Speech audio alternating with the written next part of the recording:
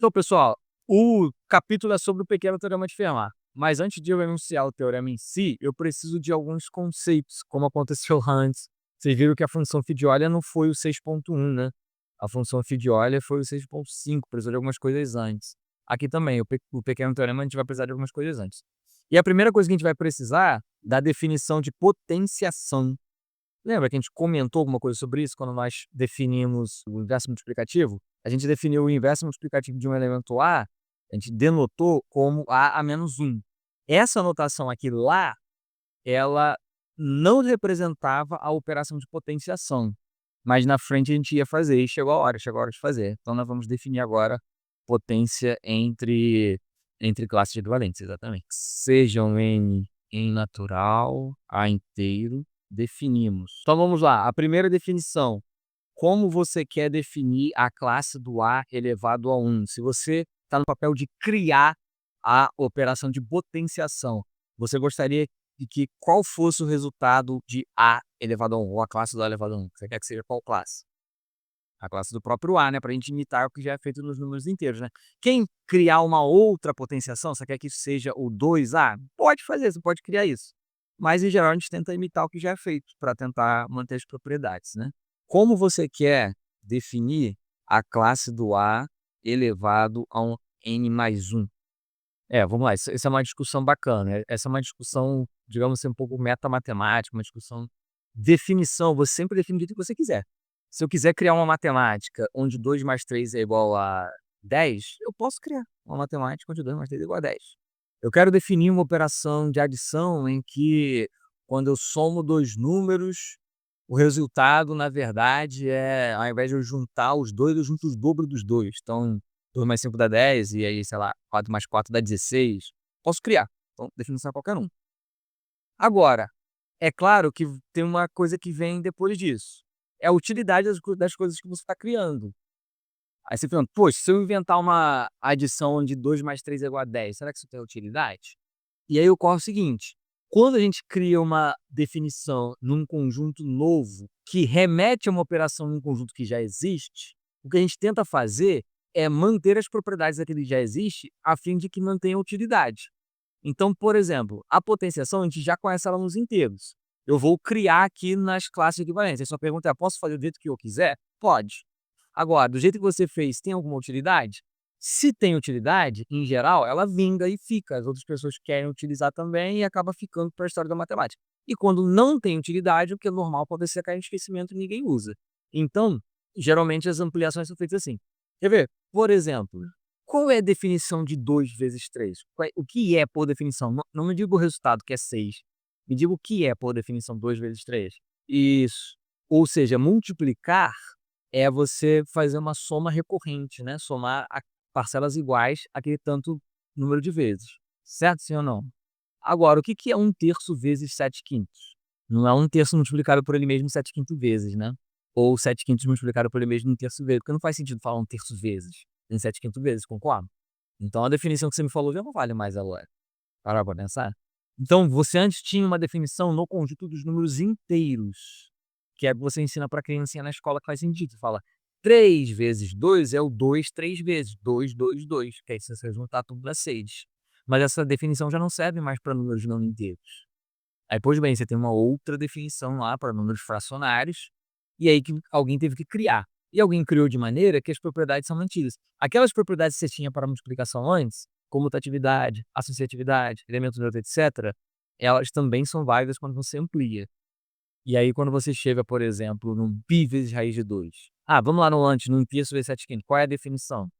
É multiplicar numerador por numerador, denominador por denominador. Isso é uma definição. Pura e simples assim. Falei: "Não, essa definição mantém as propriedades". Por que que na soma de frações também não é só somar numerador com numerador e denominador com denominador? Eu poderia criar uma matemática onde a soma de 2 frações é dado por numerador mais numerador e denominador mais denominador? Posso criar uma matemática assim. Ocorre que uma definição dessa, por exemplo, ela não seria comutativa, não seria associativa, não seria distributiva, e aí acaba não tendo muita utilidade. E quando você tem um π vezes raiz de 2? Já não funciona essa de agora. Repara que, conforme eu vou ampliando o universo, eu vou precisando modificar a definição, só que as modificações são feitas de maneira a preservar as propriedades pelo menos o máximo que for possível. E depois você vai para complexos. O que que é I vezes π? Já não serviria aquela do π vezes raiz de 2, que eu nem falei qual é também, né? É uma homodetia, esticar o vetor. Π vezes raiz de 2 é você pegar o vetor de comprimento π e dar um zoom nele, cujo fator do zoom é o raiz de 2.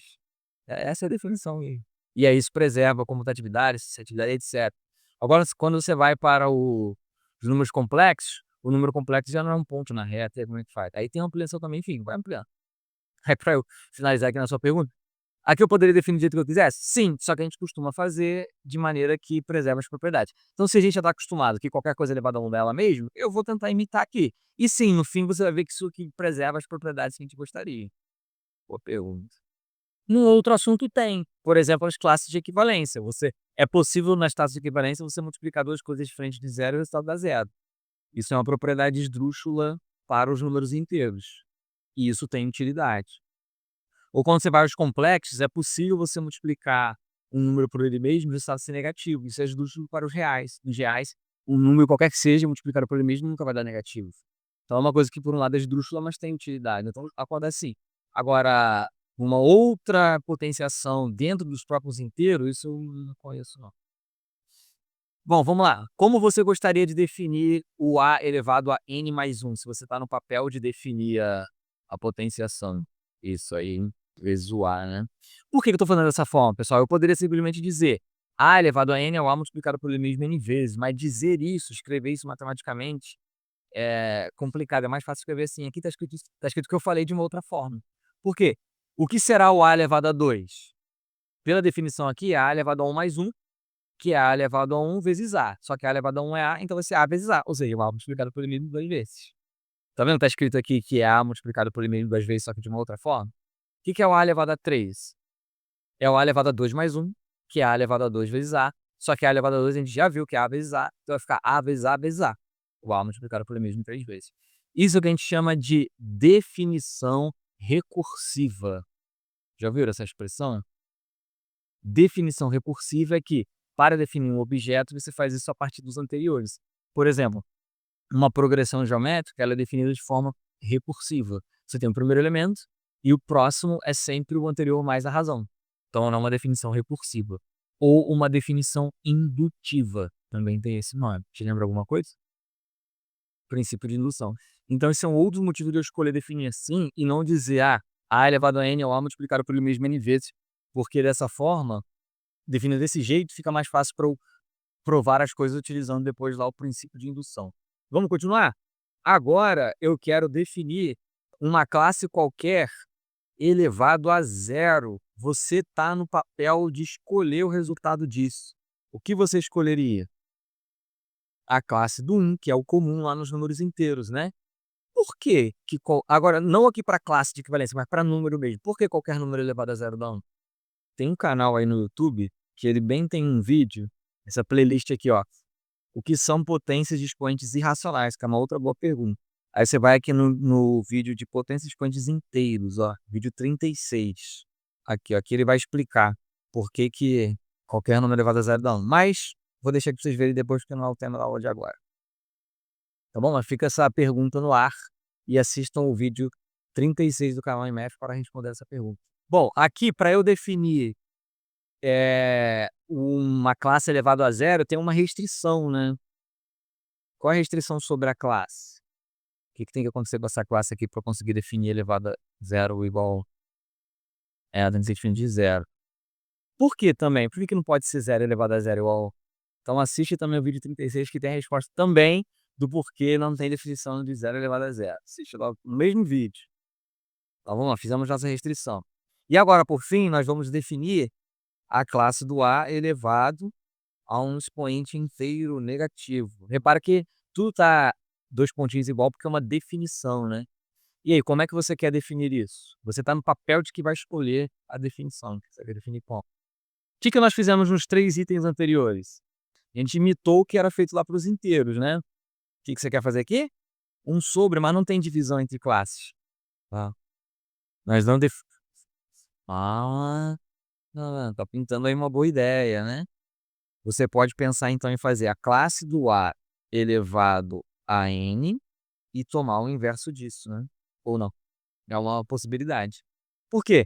O que que é lá nos inteiros o A elevado a n? 1 sobre A elevado a n. Mas lá nos inteiros, 1 sobre A elevado a n é o inverso multiplicativo do A elevado a n. Então é o que eu estou fazendo aqui, o inverso multiplicativo do A elevado a n, tá certo? Mas, para isso, o A elevado a n precisa ter inverso multiplicativo. E se não tiver? Aí eu vou ter que fazer uma restrição, eu tenho que escrever aqui, isso se a classe do A é invertível. Só que é o seguinte também, para ajudar, para eu falar da classe do A invertível, então aqui eu vou trocar a ordem, aqui eu vou, na verdade, tomar o inverso do A primeiro e depois elevar isso a n, que funciona também, tá certo? Então assim estão definidas as potências de classes para expoentes inteiros, positivos ou negativos, ou zero.